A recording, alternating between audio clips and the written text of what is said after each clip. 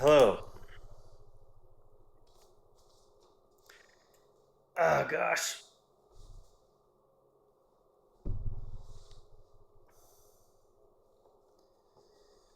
All right.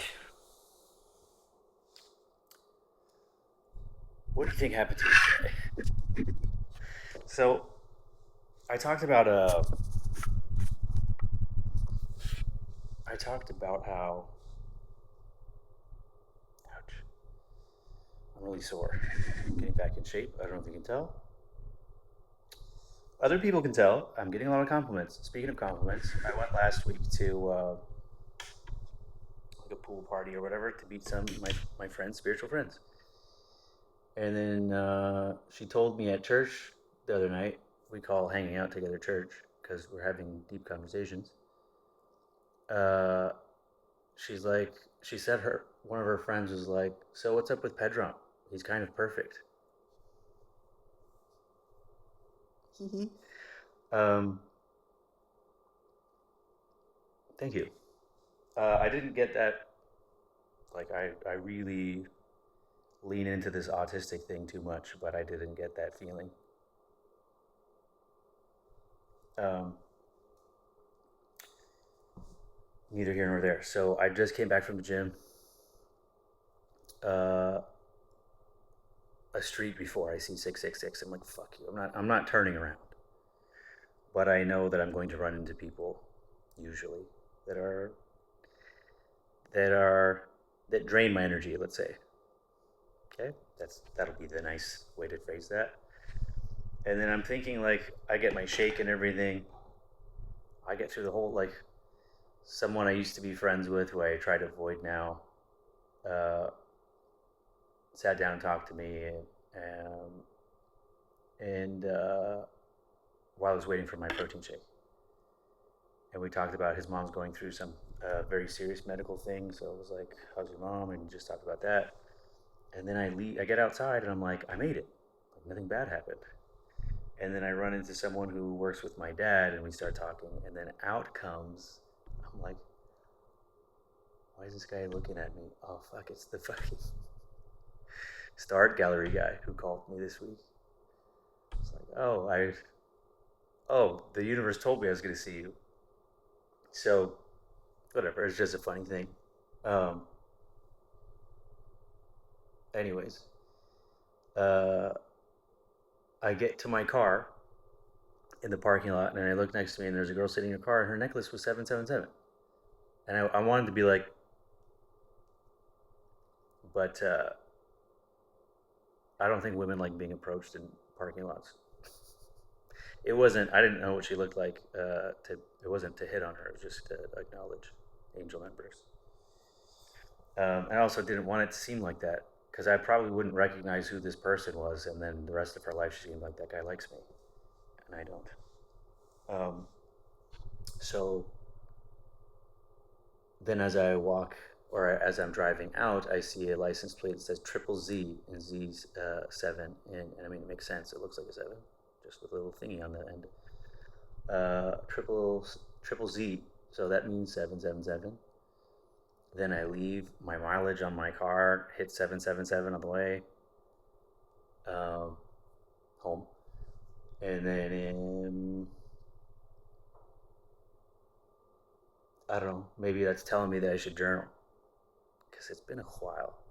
So Um, I tried to journal yesterday, but I had to like meet up with my friends, and I kept getting calls during, and I wasn't sure what to say.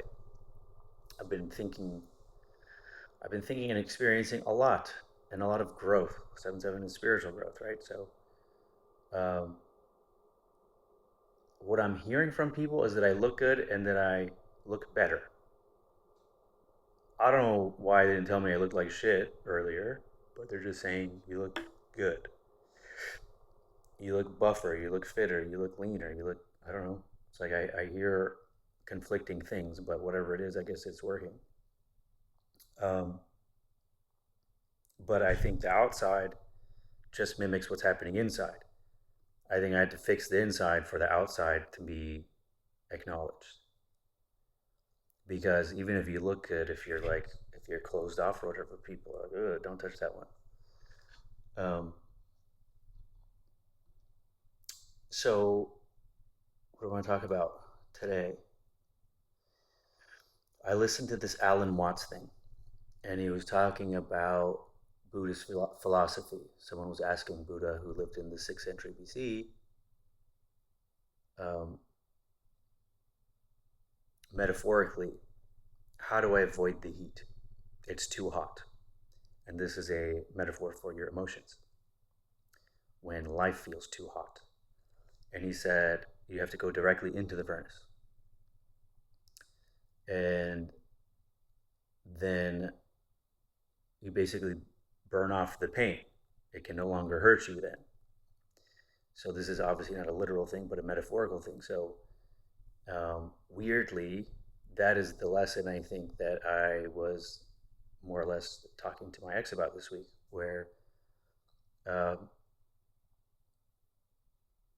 she opened up to me a little bit last week, and out of the blue, I thought like there's a wall of shield protecting her from me, and then she dropped her guard a little bit and let me know like these are the things, this is what I'm dealing with. And while we were together, I could tell that there's a lot of heaviness that predated me that I'm trying to get to and fix and peel the layers back of the onion. But she wasn't in a place for that. And also, I don't think she needed a boyfriend or a potential husband. She needs like a friend or a mentor rather than. And then obviously it put me in a position where it's like I need my needs met by someone who cannot meet my needs. When you're drowning, you're not thinking about like, oh, yeah, but how's your day though? You know what I mean? Even when she texts me, how are you? It's like a very thin. She can't actually absorb whatever I'm saying. It doesn't matter what I'm saying, whether I'm good or bad. I happen to be doing really good. This is the shirt that I wanted to make, or my friend wants to make. When I told my friend, I was like, "Can you believe she texted me out of the blue?" And she's like, "How are you?" I was like, "I'm rich. I'm rich and I'm happy, bitch. Fuck off." And she's like, "That would be a great shirt. Do you mind if I do that for a shirt?" I was like, "Yeah, go ahead. I'll wear that every day. That's me." I don't like saying I'm rich though. I had a very low vibration conversation with some dudes yesterday, some people that I work with. So when I went through my spiritual awakening, I couldn't talk to someone about the weather. I couldn't figure out how to do it. I like lost it. And I realized like my entire life was hiding who I was so I could have these bullshit interactions to just be accepted in society. So I put on a mask to protect myself and to be accepted and to blah blah blah, which I realize everybody does, and I realize my ex does currently. And you fill your time and space with like people that you want validation from, but whose opinions don't matter. Um, just from the outside looking in, I would say like there's nobody my ex associates with that is on her level. Not a single person. Not as intelligent, not as capable, not as beautiful, not as smart, not as funny. Period. There's nobody she knows, as far as I'm aware. Um, but she has all these relationships that she thinks are fulfilling. But I experienced yesterday, which is like these people when they talk about me, at least in front of my face, I have no doubt that there's other conversations behind my back. They tell people, "Oh, he's really smart. Like, look what he does for work. Like, he's just looking at the Matrix and this kind of stuff." And then there's always like like it's these two brothers that run a shop, and they're essentially partners of mine. Good partners. They haven't been doing much recently, but um, the young one, when I met him, he's like, "I just want to make as much money as you." And then he has recently become famous on TikTok, and in his business, he's doing very well. So we're sitting in a circle. There's like five or six guys, all like, successful men. And he's like, I'm richer than you. Do you want to know why? I was like, no, I don't care. It's like, good for you. And he's like, it's because I'm 11 years younger than you. And then, like, I didn't want to correct him in front of people, but I wanted to say, some people are so poor that all they have is money. Like, he doesn't realize, like, you want to have that you don't is wisdom. Uh, Wisdom enough to know that the path he's on, I know he's going to falter from. He's taking a lot of shortcuts, and he's also not humble now. Someone was telling me that he posted a video. I don't have social media, so I just heard this through the grapevine. Take it for what it's worth. Posted a video throwing hundreds out the window when he went to Hawaii, and I was like, I had a conversation with him when he first started going viral, and I was like, the devil gives you money, and then let's see who you are when he takes it away. You know what I mean? And devil gives you money because you become him. So now he's an example to people, to kids in Orange County especially. People like recognize him, and they see this fucking guy throwing money out the window. So, um, he's not my son. Like, we're not close. Uh, I don't know what it is that I could say to like wake him up, but it's like I see what happens to people like this. It's either you sell your soul to keep it going, or you're gonna have a very rude awakening, either a lawsuit or like a close death. Something's going to come rattle his cage and knock him off course. And the people who make it back, that's the difference. Anyone can get lucky. Being rich has nothing to do with intelligence. Nothing. They're not necessarily connected at all. It's almost an inverse, opposite relationship, from what I see. Um, and everything, he's sacrificing what made him special to be accepted by strangers. And it takes, it's taking a lot of pain and self reflection for me to realize and recognize, you know what I mean? And to some extent, we're all doing that. To some extent, we're all selling our souls in little increments to get acceptance from people who don't matter.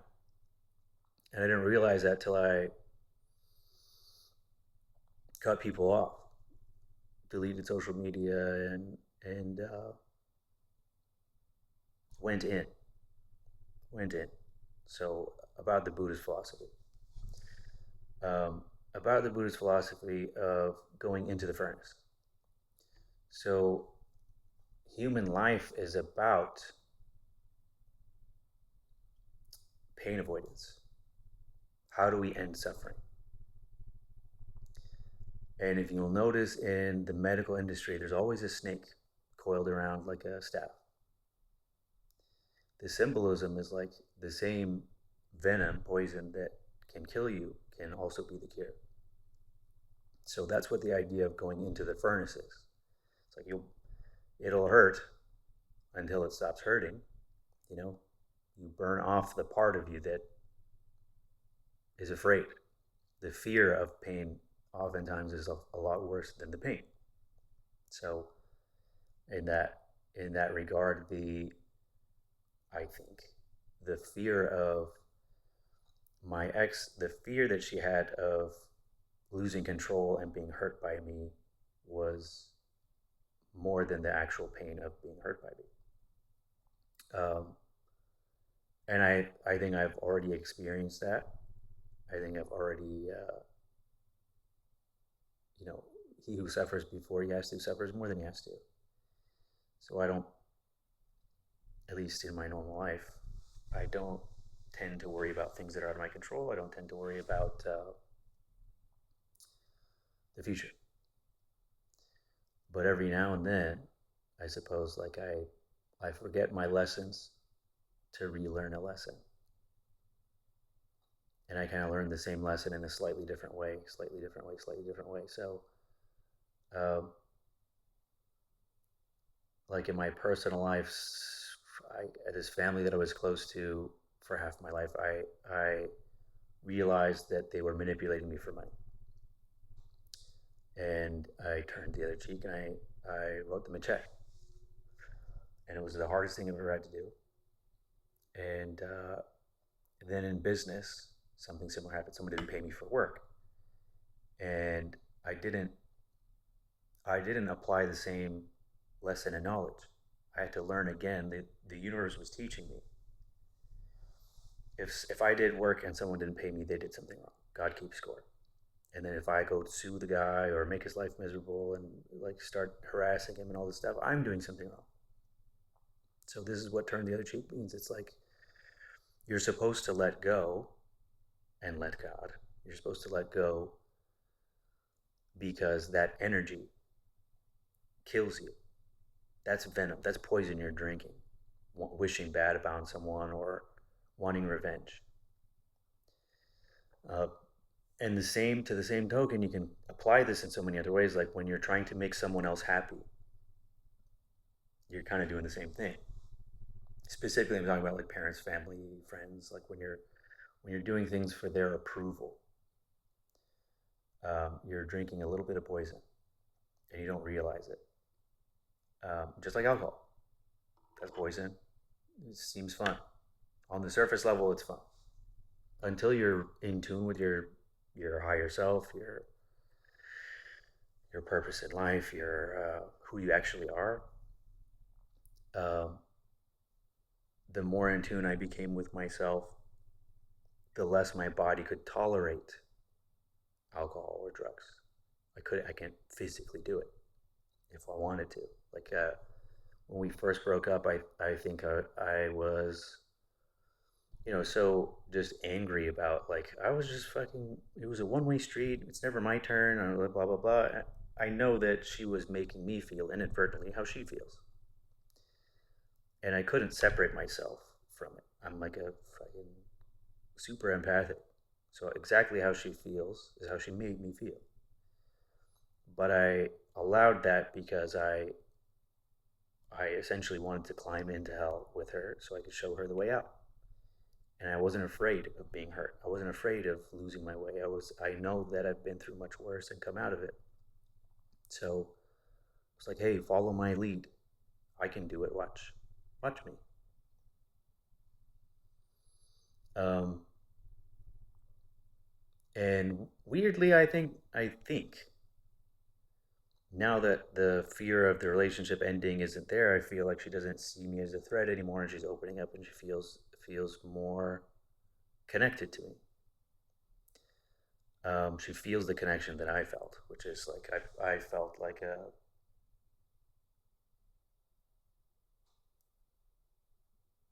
I felt like either God, my higher self, or people that have passed on were putting us together. And I don't think that I know that nothing happens on accident. Everything happens for a reason. And though I have one foot in the spiritual world, one foot firmly in the tangible world, those things were at odds. Visibly on site when I met her, I was like, this person is wounded. She's just going to hurt me. She's just going to want to share her pain. And she's like, there's nothing I can do. I knew that. I knew that she had a solo journey to complete. And then I thought, well, maybe that's why our paths intersected. That's why I was like called towards her. Um, the synchronicities were things I can't ignore, and I have to trust. Going into the furnace. And that's what I did. I trusted wholeheartedly, like I trusted the intuition rather than the logic. The logic said, "Fuck this. This is a nightmare." My ego was like, "This is going to hurt. This is going to suck. Why get close to?" It's like, why would you buy a dying puppy like it has parvo or something? And then like on the surface level is a logic thing. Why get attached to something that's going to die? Why try to save a dying ladybug? And then the conclusion I came to is, why wouldn't I? What if there's 1%, half a percent, a quarter of a percent, 0.001% chance? that someone can learn something from me and save themselves, because it's not me saving anybody. I don't have that power, and I'm not supposed to. We're supposed to save ourselves. In the spiritual community, they say that the Christian religion has bastardized like a real spiritual practice. That Christ is us. I think Neville Goddard says that as well. Is that the book is about us? We are. I'm the son of God. You are the daughter of God, and we are supposed to find our own divinity, our own connection to the Father, right? Not worship a deity. And I'm positive if Yeshua was a real person, he wouldn't want to be worshipped. It goes against all of the teachings. Um, if you can use your logic, if you just want to believe a certain way, you can make, you know, you can make anything look moral, and that happens in the religious community, and then the anti-religious community who thinks morality is castrating children, teaching them sexual shit early. Let kids be kids, please. Um,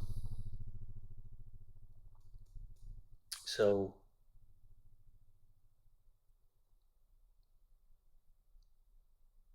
that's who I am. Is the person who has hope, and I wasn't always that. I think I was when I was really young, and it got beat out of me, not just by like, not physically, yes, physically too, but like the world, the weight of the world was on my shoulders all the time, and I let it make me pessimistic. But with, you know, more life experience, with worse things happening to me, for me to have a positive outlook. I know that I've said this story before, and my friend brought it up last night. A man was lost in the heat, and he was starving and he was thirsty. And he came upon a tree and sat there for some shade. And he thought, I wish I had some water to drink. And some water appeared and he drank. And thirsty people don't ask questions. And then once his thirst was quenched, he said, I wish I had some food. I'm famished. And then food appeared. And he ate till his belly was full. And then once his belly was full and his thirst was quenched, he thought, how can this be? How did this happen? There must be ghosts. And then ghosts appeared. And then he became afraid and he said, the ghost must be here to kill me. And then he died. And it turns out he was on a wishing tree. That's what this is. When they talk about the Philosopher's Stone, like all these books and shit I've read, The Alchemist and Alchemy and reading into Jung, like there's a subtext to all of it, which is the Philosopher's Stone is our brain. We can turn any negative into a positive. Alchemy is changing the energy. So when the Buddhists talk about human suffering being necessary, it is the cure. Weirdly, the suffering is the cure. So while I was going through my breakup, initially I was angry, and then as time passed, I started to see like, what was the lesson? There had to be something here, and I'm missing it, because it couldn't just be like relive an old lesson. There's something that was calling me to this person in a deeper connection, where it's like, on the outside, we're completely opposite in every way, in every measurable way. But I've never recognized anyone more than I recognize her. So to me, it felt like, all these spiritual things that I read is like, that's, you recognize your own soul in another person, and that it's the world that shapes us into opposites, but we're complementary opposites, like yin and yang. So in that regard, like, I thought about how, my parents' marriage was terrible, and they didn't know how to, express love to each other or us. And then I thought, like, every good thing they have, they didn't appreciate. And every good thing they have because of each other. They were fighting the whole time, and they could have enjoyed it the whole time. It was a decision they both made. And eventually, I think one party decides to save themselves, um, which is our prerogative. So in the same, you know, category there, I could see my relationship with my ex becoming like my parents. It's like there was a deep uh, emotional connection that was unhealthy, that wasn't expressed well, that and a lot of unresolved issues are being taken out on each other. And I don't, I lived my whole life like that, and I had relationships like that already. I can't do it. And when I separated, I knew that I did everything I could do. It's like this person's not ready to be a partner, and it's not necessarily like a maturity thing, but she does have growth to do.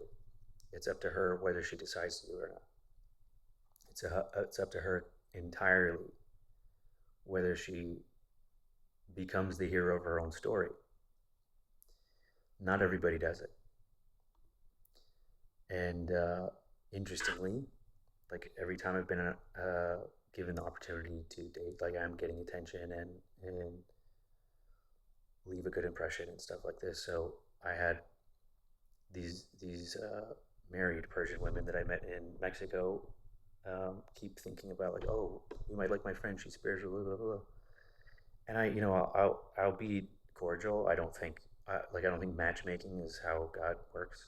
I don't think like I don't think God needs other people to introduce me to my person. It's gonna be a thing. It's gonna be a real thing. But like I'm being polite, and I want also turn things down because there might be a lesson. There might be something I need to learn or someone I need to meet, maybe professionally. I don't know. You never know. So like I'm open. I'm not closed off. So Tuesday I was supposed to go to LA to have dinner with this girl and her friends and presumably whoever she wanted to introduce me to. And she texted me today and said, "I'm sorry, it's canceled. I'll reschedule with you." And I was like, "It's okay. Everything happens for a reason." And it's interesting. Like I'm being forced to stay because if I was in a relationship, I wouldn't be emotionally available to support my ex. I would be less likely to respond to a text or to hold space for her. So hopefully she learns from me. And in her absence, our physical absence from each other's life, I realize I'm learning from her as well. I'm being forced to stay in my feminine energy. And I've been listening to these tarot readings, and it's all talking about I identify completely with the feminine. And then all the stuff that she says about the masculine is about my ex. Usually, like we are in switched positions currently, and I think that uh, obviously, like I'm a man, I'm naturally in my masculine energy, and I'm having to learn how to, like a mom's job is thankless. Moms don't get thanked until pretty much the very end. The former friend I was talking to at the gym, his mom's dying, and though I think that he's a different vibration than I am, I know that's a hard thing to go through, and I know that he relied on his mom, and I think that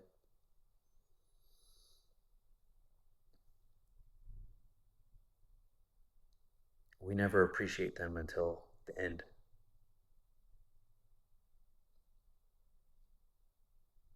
Usually, because I learned in like regular psychotherapy that all of your relationships that you have, business, friendships, and relationships, romantic, all stem from your relationship with your mom.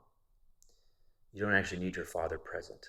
Of course, like it would be nice, and it is necessary, like to have a balance of masculine and feminine. Um, but our mom literally feeds us from her body. She creates us from her body. We absorb her energy and her emotions before we're born. So she's teaching us everything. Our social skills come from mom.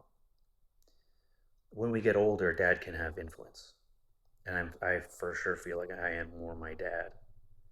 Um, and I think that he recognizes, like, between me and my siblings, I think he tells people that I'm the most like him, um, which I'm not sure if it's a compliment or not. But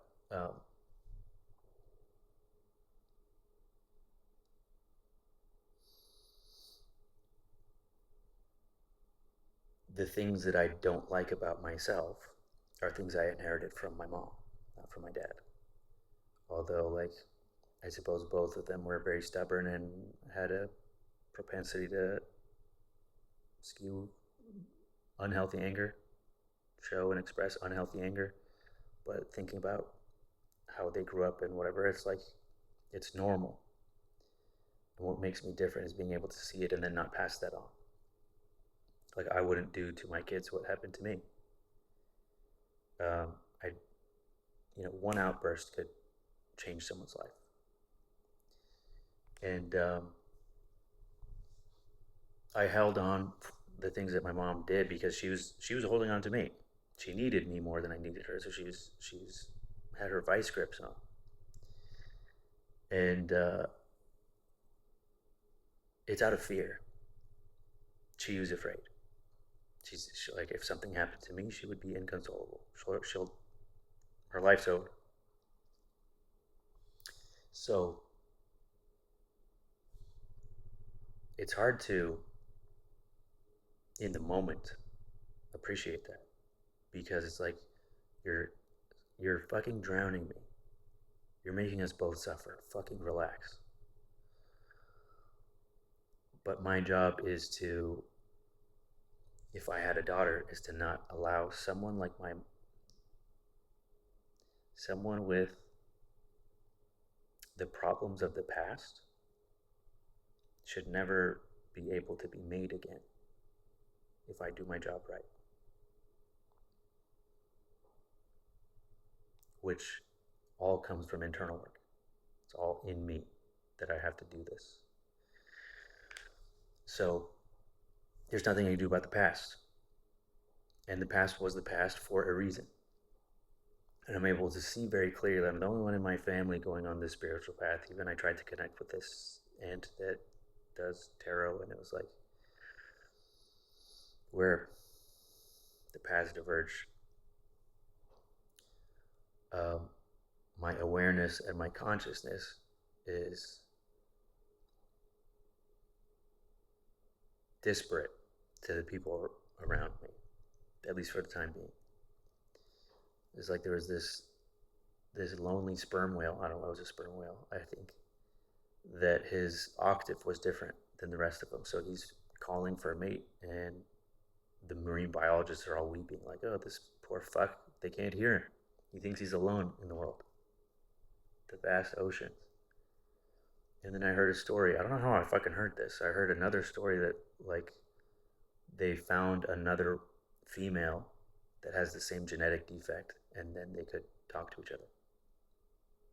Like, through the vast oceans, somehow found each other.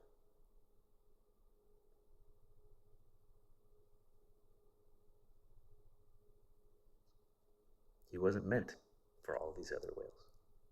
He was meant for that one. You know? So, um, it's interesting. It's, I think that's how life is. I was telling someone, like, I'm confident that I'm not, like, I have everything that I want. I just didn't, when I was little, I was like, I want to be this tall. It was all I wanted because I was always like the runt of the litter. I wasn't eating. Um, but I'm confident if I was tall, it would have changed who I am. I wouldn't have been introspective. I would be lost in the world, um, seeking seeking dopamine rather than serotonin. Quick hits. It's just easier to fall into stuff like that. Nevertheless, Someone threatened to kill me this week.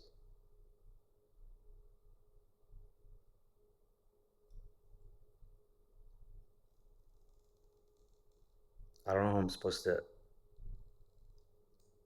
I don't know how I'm supposed to act when I see this guy again, but I'm gonna have a hard time not saying something. Like so.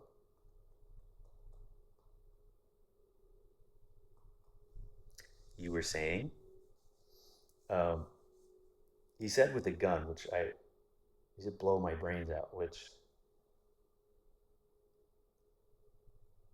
I guess means that he thinks that he can't take me physically, which I guess is a compliment in a weird way. That's alchemy. Let's turn this into a good thing. It's a compliment. He needs help.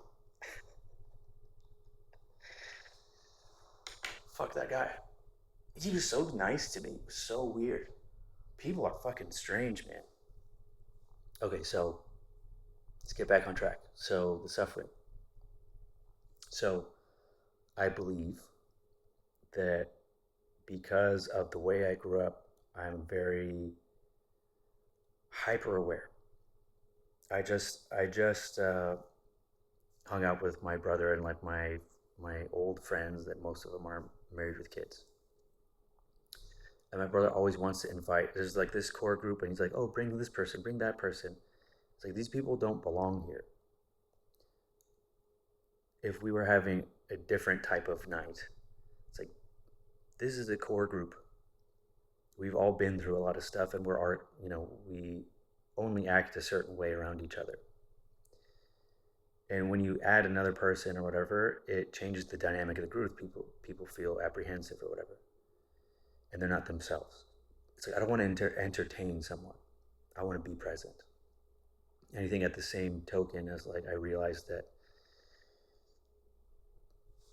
I don't want to be alone. So I filled my in the past. I filled my space with people just who could be there. And then I missed out on real real conversations with family, real conversations with new people because I just was clinging to what I knew. It's hard to let go of that life raft, but everything that we think is drowning us is actually teaching us how to swim. It was something I was trying to tell my ex, not so eloquently, but it was like, you do so much to distract yourself, like needs like rough massages. It really tells a lot. She needs like rough. She has physical pain from her mental pain. It's like you don't cure. You're releasing physical stress that is caused from the things you're thinking about. You need to change this rather than treat the symptoms, treat the cause. And trying to explain is like, this is what I've done, this is what works, and I know like you have to go into the isolation. You have to go into the fire. You have to quiet the noise. Today, I had a customer text me this morning, "Hey, call me when you have a chance." And I said, "You know what? I have a firm boundary between work and free time so that I can still enjoy my work. If it's about work, I prefer that we talk during business hours." And he said, "Fair enough, I'll call you Monday." My personal time is my personal time. Unless I want to do something, I'm not doing it. And it took me a lot of people pleasing my whole life to realize that in order to keep my life on track and get the things that I want, I need to quiet the outside noise. I need to give space to be alone. And I think in my ex's life, she's never alone. She has her mom with her. She has a dog she's super attached to, and then she has work, and then coworkers and friends, and these. There's always something to distract her from the noise, and she'll have these conversations with her like family or sister, or whatever. And it's just like, "What are you eating? Where are you?" Like, and it is just numbing behavior. It's just when I was going to the gym and isolated myself from a lot of people, I started to hear all the gossip from the gym. And it was like a very unhealthy social. Like I like the equipment and stuff, but the people that see you and talk about you and stuff like that, I don't like that. And it's low vibration. And I realized that this older guy that I was talking to and befriending, he was obsessed with the drama.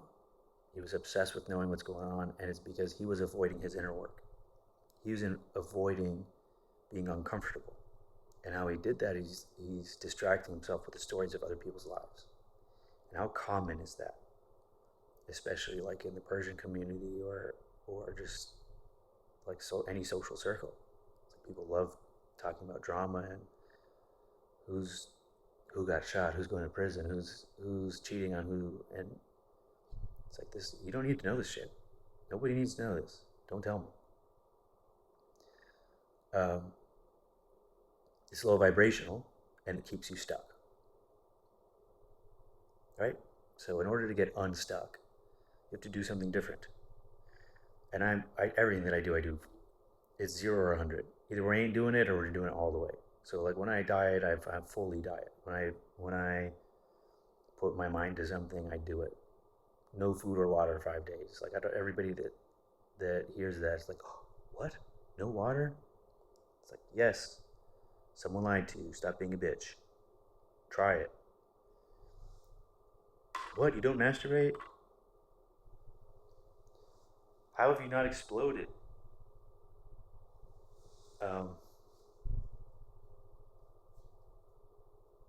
Use this. What do you have it for? Why aren't you using it?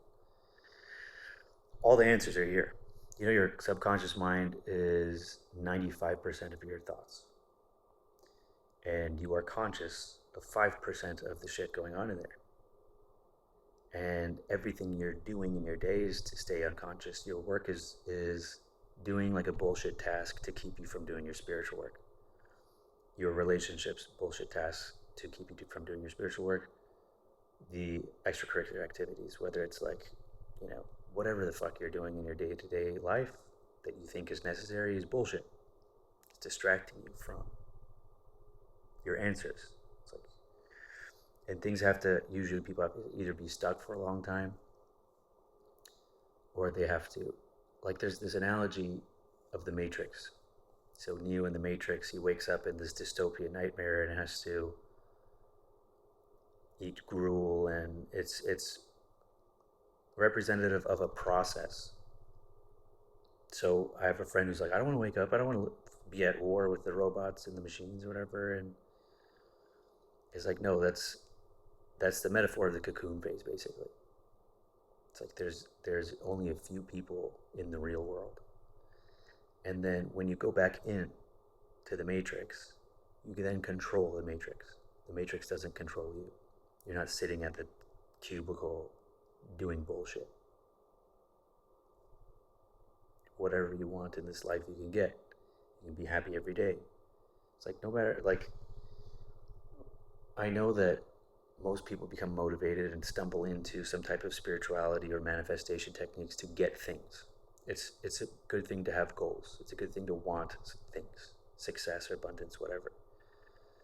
But it's when it's your purpose that it's a bad thing. There's a reason the symbolism in the music industry and the fashion industry and the movies and all that stuff these are all soul traps. These are all ways to get you to be unconscious. And it's up to you to wake up to that. And just because you become conscious doesn't mean you can't have nice things. In fact, you can get them much easier because you'll be on the wavelength of abundance.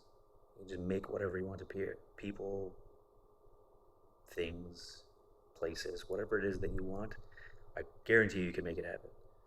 Neville Goddard says that manifesting $1 and $10 million is the same thing. If you can do one, you can do 10. The only thing that's stopping you is your limiting beliefs. And we're programmed from an early age. There's an amazing speech, the best speech of all time, Charlie Chaplin, the great dictator. It's like, you are not machines, you are men.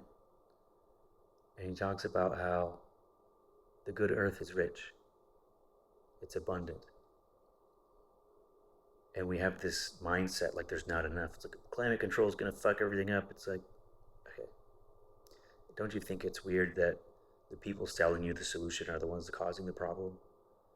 They're flying private to these meetings and then telling you gotta, You gotta reuse your plastic bottles. Why is it made out of plastic still? Like it doesn't. The logic doesn't follow. Is interesting.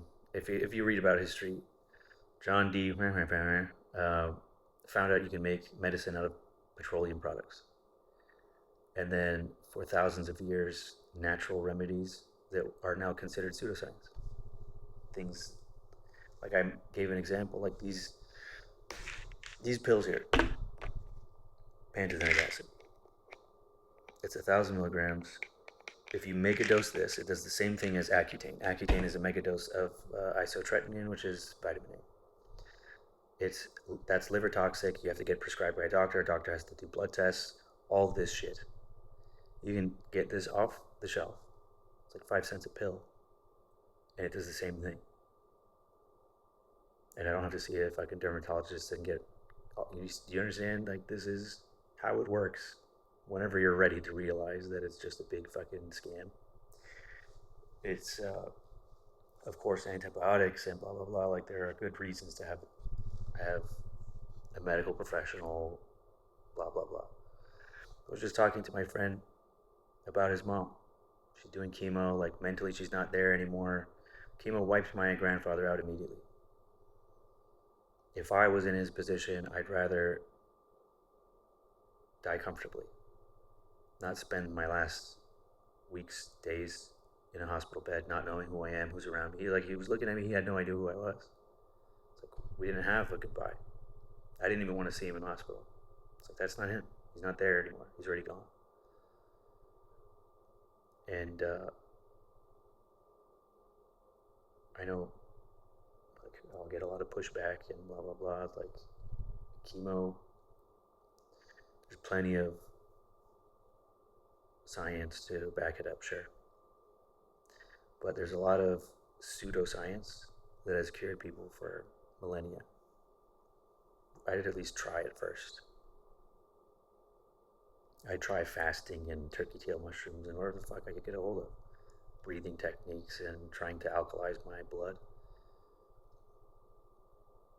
Maybe even in tandem with some kind of thing, you know what I mean? Why?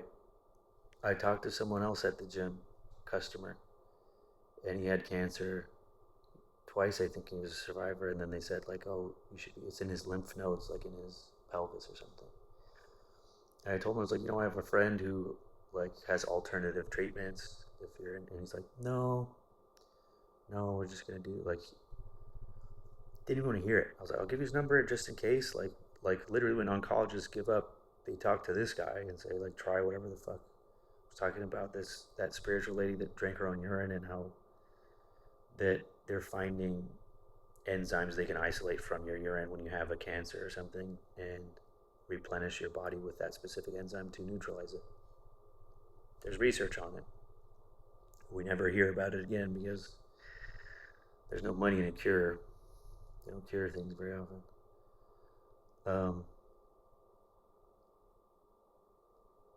And his wife is a super MAGA, like anti-vaxxer, and she's like, during COVID, I told him not to do it, but I'm sure that's why he has it now. And well, this is where we're at. It's okay. Like we're gonna.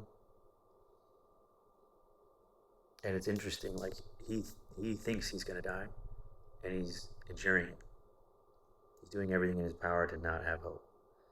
He like worked his whole life and bought like his dream car, and then this happens, and he's selling it. He's doing everything wrong. It's like you have to happy chemicals, dude. Hope.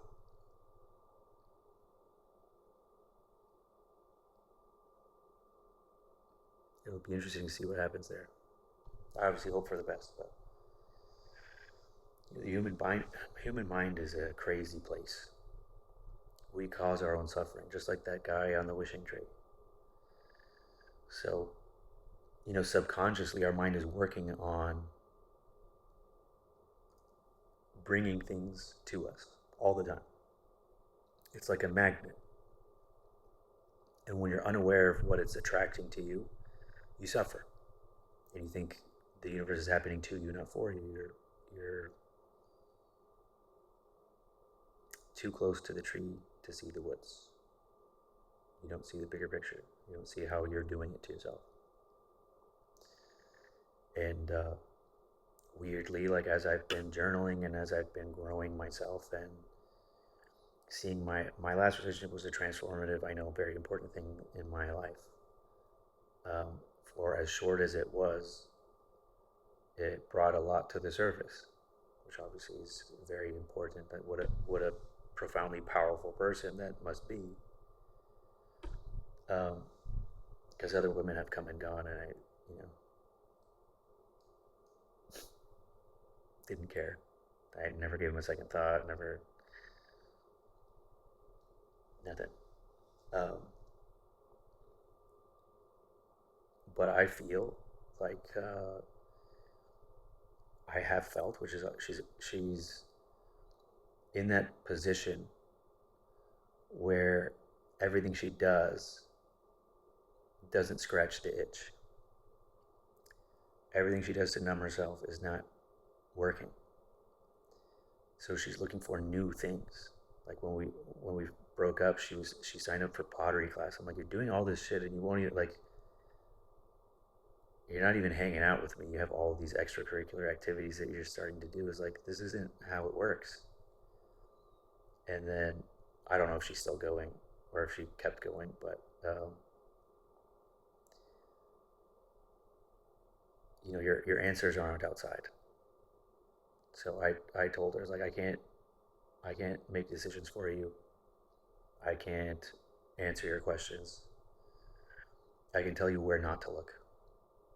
And yeah, it's up to her if she decides to like take care of her body so she's not fighting her own hormones that are causing stress, caffeine, and whether it's birth control or some version of that or whatever the fuck. Um, like your body knows what to do, and when your body's out of balance, it shows up either on your skin or on your. There's always a symptom, and we need to learn how to listen to the body to tell us what's happening spiritually. So I think it's no mystery. Like I look good to people, at least that's what they're saying. Maybe I look like shit, and that's what sometimes it's like you see an ugly baby, and you're like, oh, what a baby. You can't. What kind of monster says the baby's ugly? I saw an ugly baby, and I was like,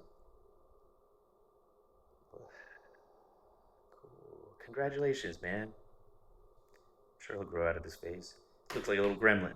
I think all like newborn babies, it's not attractive. They look like gremlins. It's not until they start to look and act like people that they're cute. Ouch. Okay, so yeah, I feel like my ex is at her crossroads.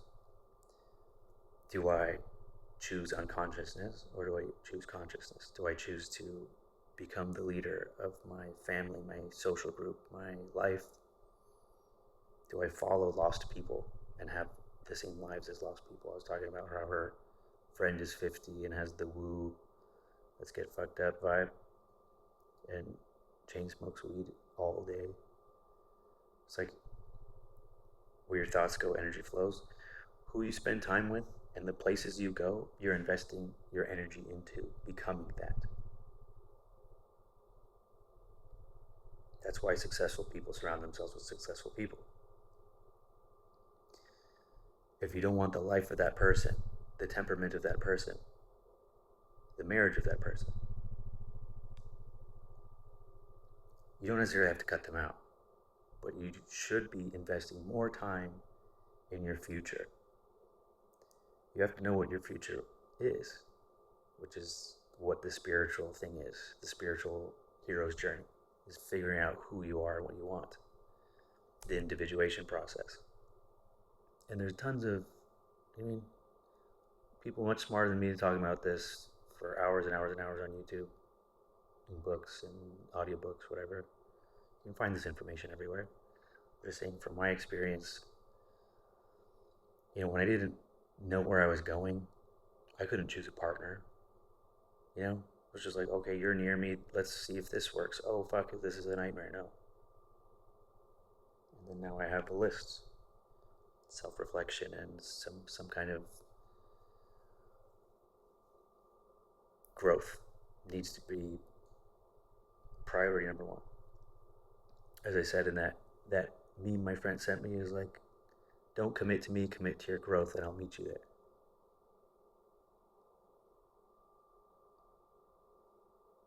So I have a intuition of what is coming over the horizon just by the signs and synchronicities. But I don't have any anxiety about it. I know that whatever is coming for me is the best thing. So do I need to know the specifics right now? No. I don't. It's a hard thing to be okay not knowing. But I have, a belief system, and I have I know where I'm supposed to go and where I'm not supposed to go. Do I say this? I was gonna go to a concert, and when I bought the tickets, my confirmation number started with 666, and then like even the app and the place selling it was a triangle. I was like, fuck, oh yeah, I can't do that. I'm giving energy to the wrong things. It's like I'm not gonna meet my wife at that thing, at a concert. Wrong vibration. And I was like deliberating, just like I was deliberating when I was going to the gym this morning. I saw 666, like just one street before. It's like, fuck, show me earlier so I can make a change. But I wasn't going to drive all the way back north to go to the other gym. It's like, fuck it. Just be careful with your energy here. Protect yourself. Don't talk to people.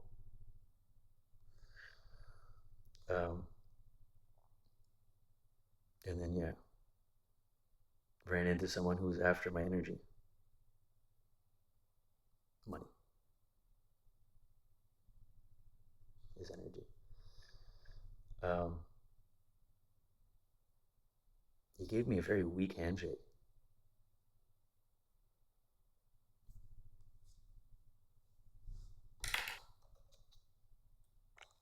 Now that I've touched my face a lot.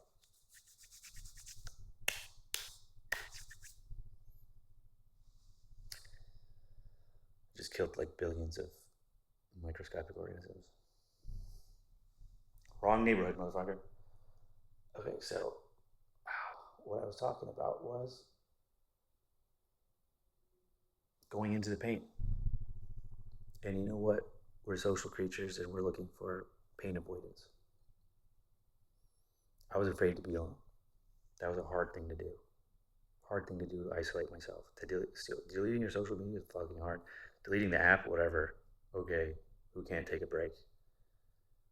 But deleting it, like there's no trace of me.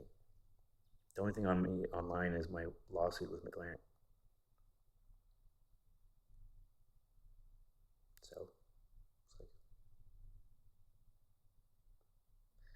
I wish that wasn't there. To be fair, I think if I knew it was going to be online, I wouldn't have sued him. It's a shitty car, by the way. Don't buy one. It's the worst built. I guess I'm not supposed to say this. They're fine. I can't tell you what happened in the lawsuit, but I'm not allowed to buy a McLaren again. But I wouldn't. I promise you that. I won't do it. Um, yeah. So go into the fire. Uh, yeah. I told my ex what to do. To start to hear herself, to start listening to her subconscious or her higher self or to God or whatever it is that she's going to find on the other side of that. It's up to her to actually do it. And I think it's going to be extremely hard for her. Like she has to make herself uncomfortable. I think really, like my sabbatical when I went to Hawaii alone. I think she needs something like that where she just unplugs and unplugs and journals. And my life got on track after that. I knew what I wanted. I became motivated to work again. I was like, I need to have goals. For a long time, I didn't care about money. because I was like, it's meaningless and just to buy stuff. I don't need any fucking stuff. I'm fine without it. Um, and then I realized like if you don't have desires, there's the universe isn't working on getting you anything. I was like, okay, I'm here for a reason. I came into this place. I have, you know, after I die, I can be in the clouds and think about, you know, other stuff. But while I'm here, I can do good. I can do good business. I can solve problems. I have like $1 million Ferrari sitting at my shop that drove from it was shipped from Connecticut to solve a problem that the Ferrari dealership can't solve. It's on me. And after I spend some time in the sun and reflect, I'm going to think about how I solve this problem. And if I solve it, nobody's going to know how much of a genius I am. But I will earn the trust of this shop, the owner of this car, and then ensure my future and the future of my family.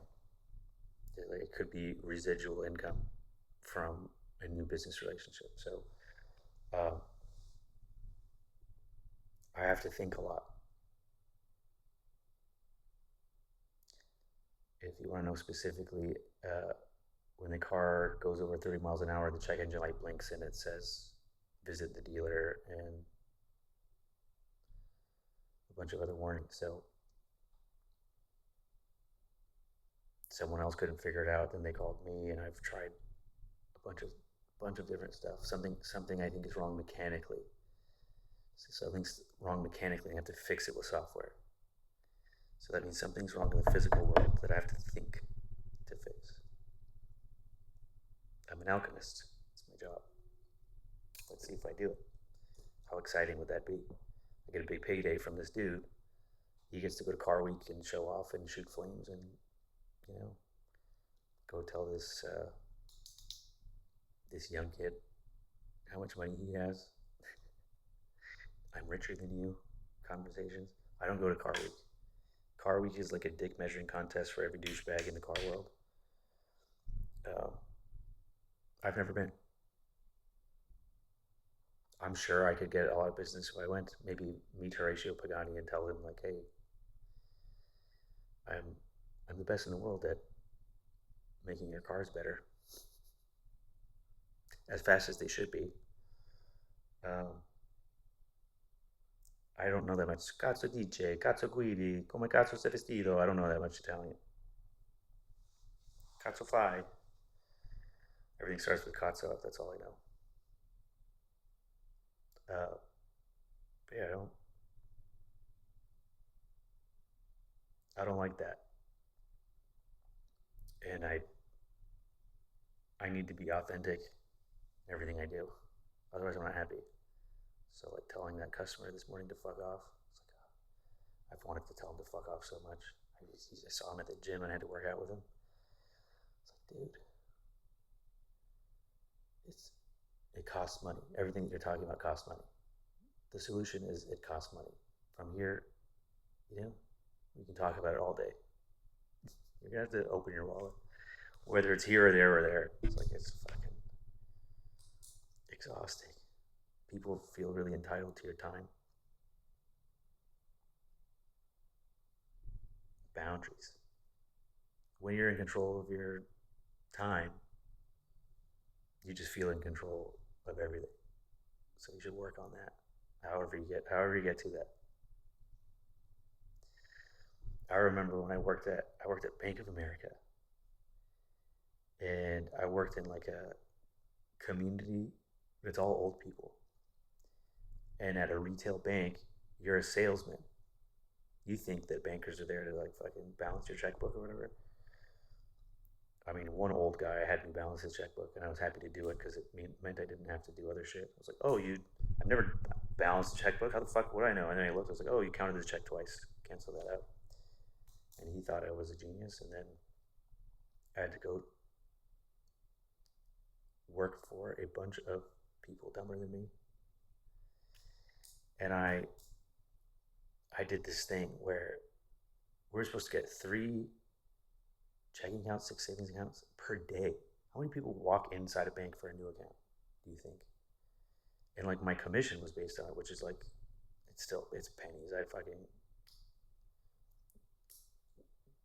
you work so hard for fucking nothing. And I thought I was lucky because that was when the economy crashed. It was '08. I was like, oh, I have a job. They're paying me like an actual salary. And then I'm like, sales, I can do sales. And then I have to be vague here because I started a community outreach program, and I was getting like 40 accounts or something in one go. And then, so like I was like a hyper producer, me on my own. I was on the top of the list every time they came out with a list of the salespeople. It was me. I like sold the most products to the most people because I was thinking, I'm stuck in this fucking office. I can only sell to people here. What if I go out and find shit? And then my manager was a dumbass. So he's like, okay, let's not open these accounts right now. I need you to help this lady uh, do whatever the fuck with her account. Can you make her a new debit card? It's like, dude, I'm doing genius shit. Like, use me for what I was made for. And then eventually, because I was frustrated, I did something I wasn't supposed to do, which got me fired, which like was obviously the best thing. When I talked to my manager at Bank of America, he was like a was how fucking sad and disgusting. Corporate America sucks so much dick. He his name was Jason something, and he was the manager of my branch, but also like the manager of like 6 or 7 branches. So he's like, I'm on conference calls from 6 in the morning, and then after we close till 7 or 8 at night, he has to call every branch and, hey, how much did you guys get? Oh, cool, okay, great job, fucking El Toro Road, fucking how much did you guys make? And then I was like, he's like, oh, next stop for me is corporate. Then I'm flying high. And I was like, how much do you make? It's not just like bank manager. This guy's like bank manager plus. He's like $80,000 a year. I was like, you wear a suit every day and you do all this shit. And you tell her like, my girlfriend left me and I live in a studio apartment in Huntington Beach. I was like, brother, you should kill yourself. This is fucking what?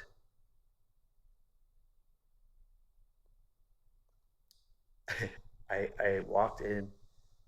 I got paid a bunch of cash once, and I walked into a Bank of America branch in Huntington Beach, and he was the manager. He got demoted and fucking moved, and he was the manager. I was like, oh hey, I used to work for you. He's like, you did? I was like, this poor fuck. I was like, I guarantee you, he looked up my account after. I'm in my pajamas all day, brother. I got to choose the life I want. I'm not a corporate slave. Fuck. I can't. I can't believe people do this. And they make so much fucking money. You know what they did? There's this Persian lady that came in, and she's like, my daughter. It's like she's crying to me that she doesn't have the money, and her daughter like has all these $35 or $50 overdraft fees, all this shit. Like, and I was like, my manager literally didn't give me access to do this because it counts against the branch. This fucking evil cunty corporation. Oh, you don't have any money? That's $50 for no money. And I was like, look, there's like, he's not going to allow it either. If I tell you to go to a different person, like they'll get yelled at. It counts against us if we reverse overdraft. We reverse fees. Fuck this bank.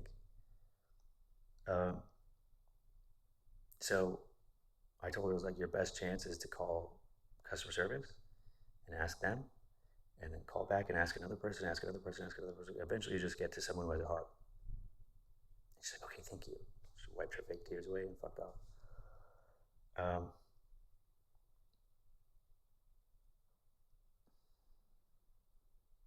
I think the future is small community stuff, community businesses, community banking, community. I mean, as everything has become corporate and Amazon and Walmart and shit, we've lost our soul. Nobody cares about each other. It's like this is what hell's like. So you guys can participate all you want. I will do things my way. You know, um,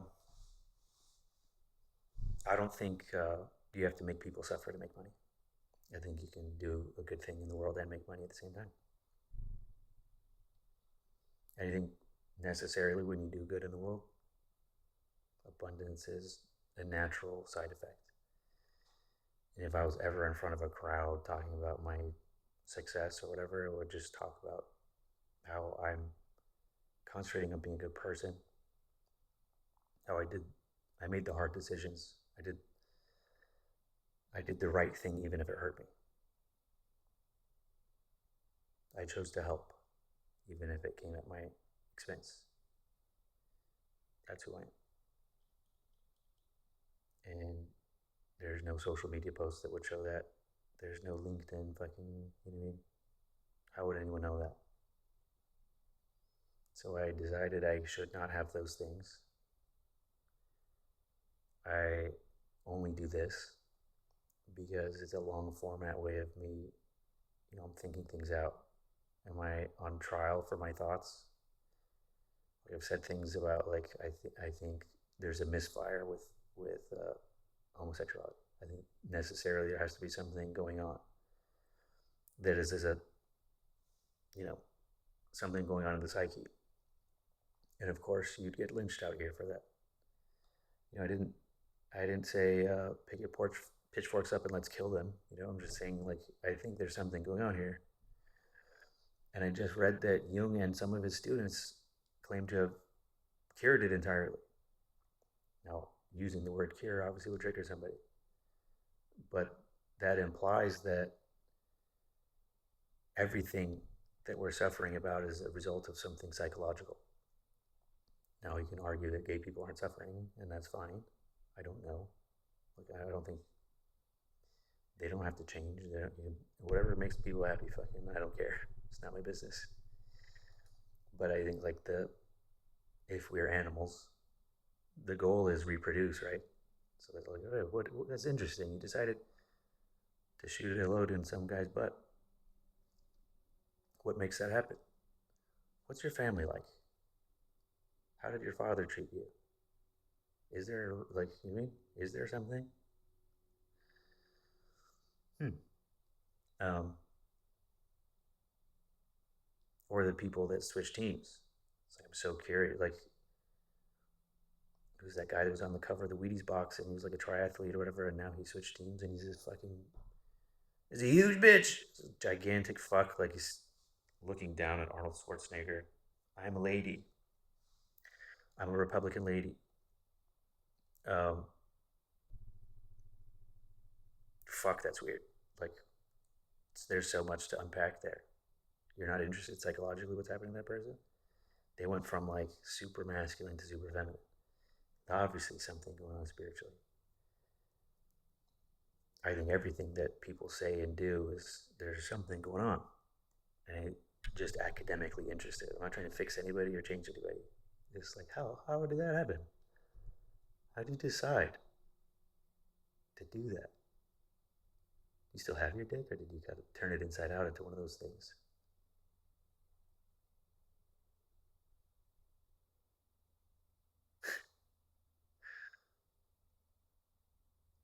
I don't want to spend any more time thinking about that, but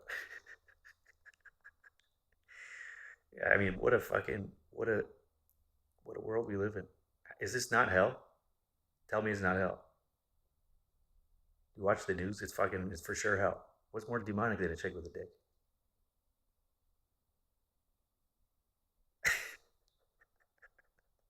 It's fucking literally nightmare fuel. Goddamn. If that was like, if I was alone in an alley and I saw that pop out, I would run immediately. I would run and scream. I don't care who sees. I would be respectful though.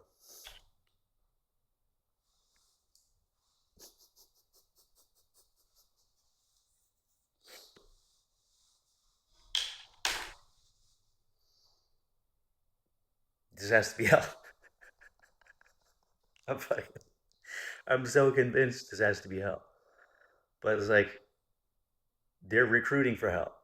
They must be. And they're out, to be fair, they're only catching the dumb ones. You ain't convincing me to switch teams and cut my dick off or whatever the fuck. You mean you can't even convince me to have like this poison food. So I guess the problem will solve itself eventually. But fuck me, I'm like as an observer, it's fucking bananas. I don't feel like I'm on the right planet. It's like, did I switch timelines? Did I like at what point did I switch to hell? Was it always this way? It's fucking weird. It's fucking weird here.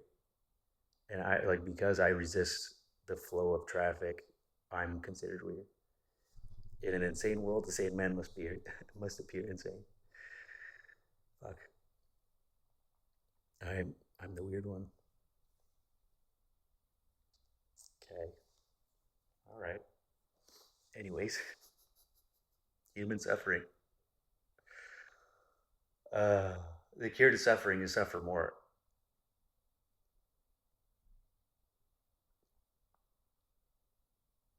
Not change your external world.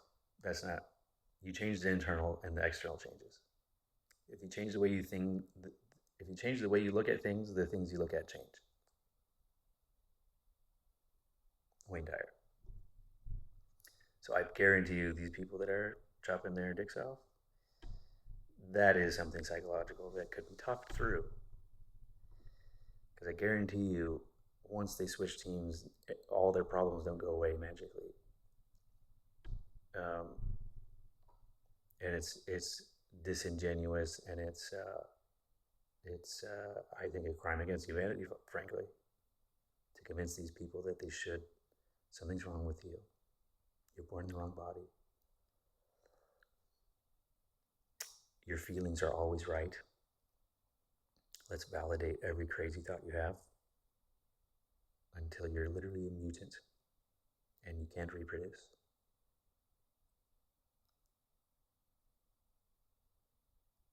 Okay, I'm going to go on many tangents now. Um, the solution to everything, whether it's big or small, is internal. That's my point. And you can write a blog about me and try to cancel me. I promise you it won't affect my income or my mood. You can't even hurt my feelings. You know? It's like I don't need validation from anybody. I don't care what anyone thinks of me. Cool. Um, I earned that. And that's what I want to teach people. You know? Stop caring about these. Like, you care about the opinion of other people, you'll suffer.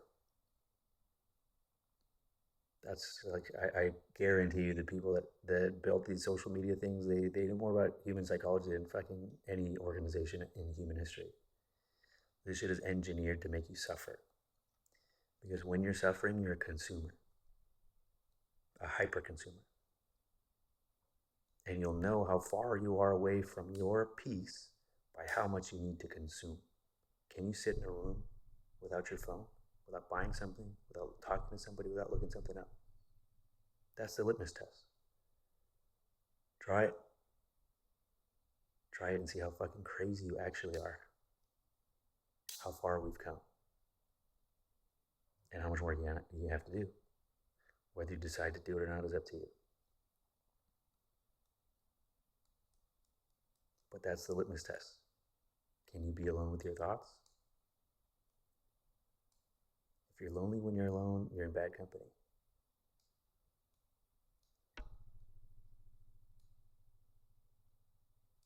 I'm going to get some sun and think about fixing this Ferrari. And if I offended you, you probably deserve it. I don't mean to offend anybody, but that is also my point, is that it's a personal thing. That shows there's a problem with you, not with me. You let my words have power over you. Just like any narcissist, this is your fault as the victim. Nobody cares. I swear to God, I don't care. So don't tell me about it. Okay. Despite everything I just said, I love you. whoever you are. Love you, take care. And I'll let you know if this Ferrari thing works, I guess. Use all my brain power towards fixing something that someone else broke. See you next time. Bye.